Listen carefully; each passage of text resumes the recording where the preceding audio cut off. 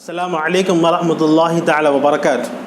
இஹ்ராம் அணிந்த பின் செய்யக்கூடாத 8 காரியங்கள், 8 விஷயங்கள். அதாவது இஹ்ராம் நம்ம ஹஜ்ஜுக்காக வேண்டி உம்ராக்காக வேண்டி இஹ்ராம் அணிந்து நியத் செஞ்சிட்டோம், ஹஜ்ஜுக்காக வேண்டியோ அல்லது உம்ராக்காக நியத் செஞ்சிட்டோம். அதற்கு பிறகு இந்த 8 காரியங்கள் ஒருபோதும் நம்ம செய்யக்கூடாது. எப்போ வரைக்கும் சொன்னால் ஹஜ் முடிக்கிற வரைக்கும், உம்ரா முடிக்கிற வரைக்கும் இந்த 8 காரியங்கள் செய்யவே கூடாது. இந்த 8 காரியங்கள் நம்ம செஞ்சிட்டோம் என்பதாக சொன்னால் நம் மீது கஃபாரா வாஜிபாக, தம் வாஜிபாகிவிடும். முதலாவது, வாசனை பொருட்களை உபயோகிக்கக்கூடாது.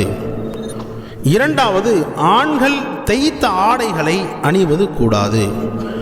மூன்றாவது, ஆண்கள் தலையையும் முகத்தையும் மூடுவது கூடாது. இதே போன்று பெண்கள் முகத்தை மட்டும் மூடுவது கூடாது.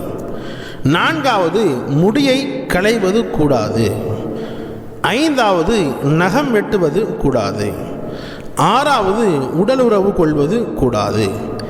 ஏழாவது, திரைவாழ் உயிரினங்களை வேட்டையாடுவது கூடாது. எட்டாவது, ஷாஃபிஈ மذஹபின் படி திருமண ஒப்பந்தம் செய்வது கூடாது. எனவே இஹ்ராம் அணிந்ததற்கு பிறகு இந்த 8 காரியங்களை ஒருபோதும் செய்யக்கூடாது.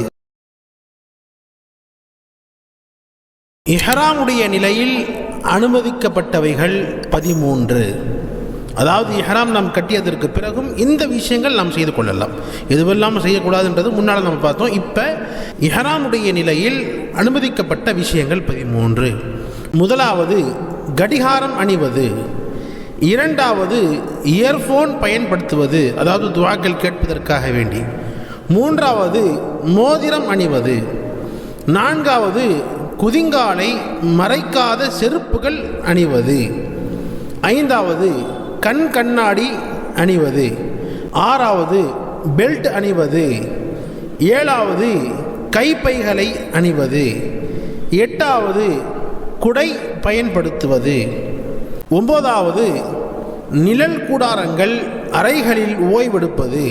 பத்தாவது, உடைமைகளை தலையில் சுமப்பது. 11வது, காயங்களுக்கு மருந்திடுவது, காயங்களில் பட்டி கட்டுவது. 12வது, இஹ்ராமுடைய ஆடைகளை மாற்றிக்கொள்வது, அவற்றை துவைத்து அணிந்து கொள்வது. 13வது, குளித்து கொள்வது. அப்போது தலை அல்லது உடலில் உள்ள முடிகள் உதிர்ந்தாலும் குற்றமில்லை. இதுதான் இஹ்ராமுடைய நிலையிலும் அனுமதிக்கப்பட்ட 13 விஷயங்களாக இருக்கிறது. அல்லாஹ் நம் அனைவருக்கும் ஹஜ் உம்ராக்கள் அதிகமாக செய்யக்கூடிய பாக்கியத்தை தந்து அருள்வானாக. ஆமீன்.